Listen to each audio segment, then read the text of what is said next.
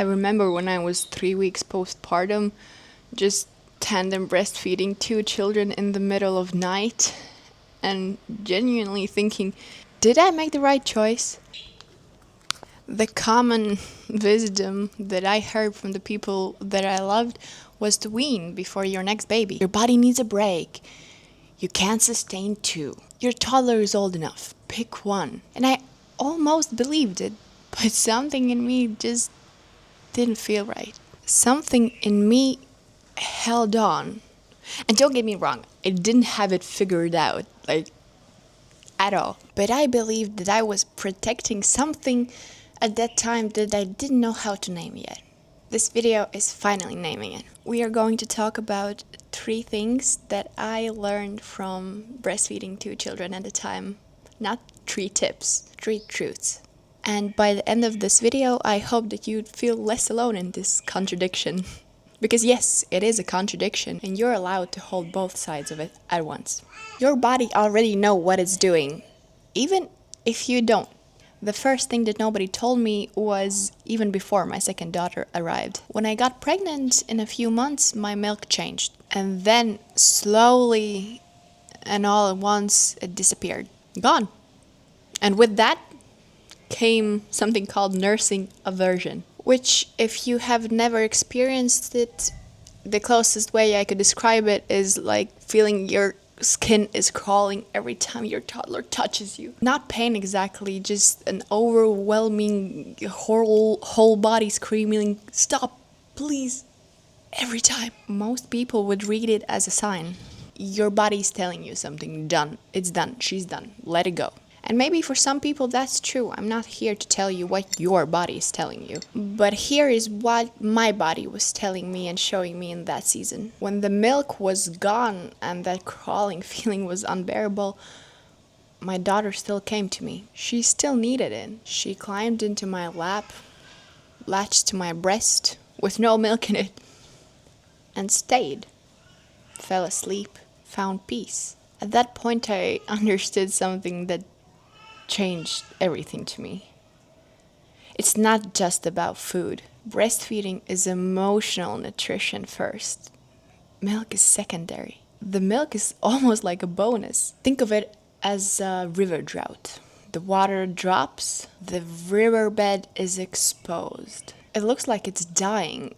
There's nothing left. But the riverbed is still there. The banks are still there. The relationship between the river and the land is still there, even without the water. And when the colostrum came, when I birthed my second baby, when the milk came back, the river flooded back.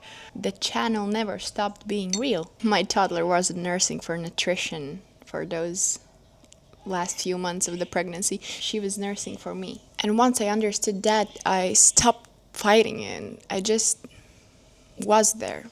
Sat there, some days uncomfortably, but I was there. That felt like a sacrifice, like a very important sacrifice that I didn't yet know what I was sacrificing for. Not until my second daughter arrived. And then I saw it. And I wasn't ready for it. Nobody really can tell you how it would feel of having 2 children. Sure, you can tell your experience and advice, but nobody really told me what I am saying right now. What it does to your sense of self. There's a specific kind of invisible when your body is in constant service of 2 people. Every hour of the day, every moment when you want to sleep, when you want to rest, when you want to shower, you're needed. You're being held and looked and latched and pulled and leaned on. And at some point, this happened to me. And I want to name it clearly in this video. So if it happens to you, you know you're not broken. At some point, you stop being able to locate yourself in your own body. You look for yourself, but you can't find it. This is the thing that nobody tells you in Tandem Nursing forums. The touched out moments get all the attention because that's urgent. Because those moments feel like emergencies. But this quiet disappearing, it goes unnamed. I was nursing one night, newborn on one side, toddler on the other side, just in complete darkness, feeling like I was only there in my body and lost in every other sense. And then my toddler did something I was not ready for. She reached across and she asked me if baby sister had her boobie. Like she understood that without any teaching, that this space was shared now. No tension, no jealousy. She's only 2 years old. And I sat there in the dark and I didn't feel invisible anymore. I felt like the most essential thing in the room. Not because I was celebrated, but because I was the place that this foundation and connection was happening at. I was the ground. You're not disappearing. You're becoming the ground. Soil doesn't perform presence. It doesn't announce itself. It doesn't need to feel like it's contributing for it to be important. The seed doesn't ask the soil if it's okay. It just trusts it completely and puts its roots in the ground and grows. And the ground, without any recognition, without anyone noticing, just holds everything up. That is what you are doing right now. You are not losing yourself. You are temporarily becoming ground for two lives to grow themselves in. And the self you're looking for, it's still there. She's what everything is standing on. And in the beginning, I told you that your body knows what it is doing. And this was the moment when I understood this. This was the moment when I stopped fighting it and arguing it. Not because it became easier, but because I understood why am I here. I want to tell you about the moments that don't make it into conversation. But there are other moments. They are so quiet that you almost miss them. And they are the reason. Not the reason to endure tandem nursing. The reason it makes sense. My toddler has never once, not once, been jealous of her baby sister. And for a long time I thought that was just a personality. That I got lucky. That she was an easy child. But I have become to believe that it's something else entirely.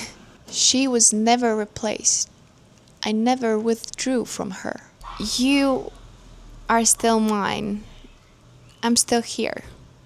It never went away. Her sister didn't take something from her.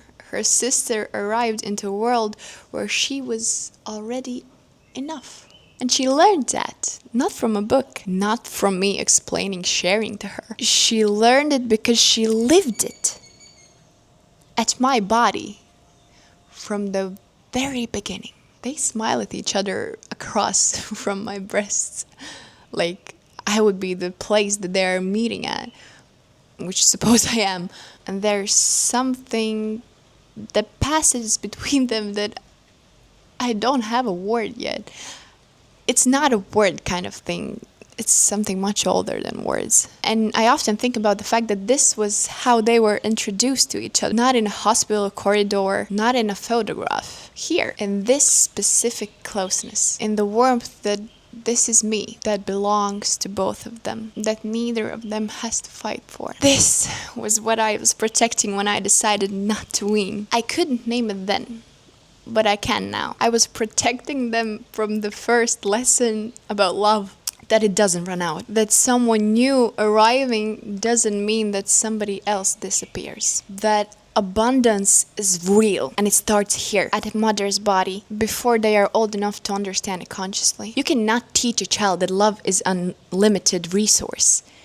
You can only show them by never running out. Not being perfect, not always being happy, but being the ground, allowing the seeds, the plants, the flowers to grow. If you came here feeling lost in your own body, I really hope that this video helped you name it differently. You are not disappearing, you are becoming the ground. The milk, the presence, the showing up on the days when you would rather not. It is not nothing. It is not thankless, invisible labor with no return. It is the first education to your children about what love looks like in a body. And you don't have to have it figured out to do it right. You don't have to love every moment. You don't have to feel present every time. You just have to still be there. And the fact that you are still here, that you're watching this, tells me that you're searching. Start small. Let it be imperfect. Trust your body even on the days that feels like drought. Even on the days when riverbed is exposed.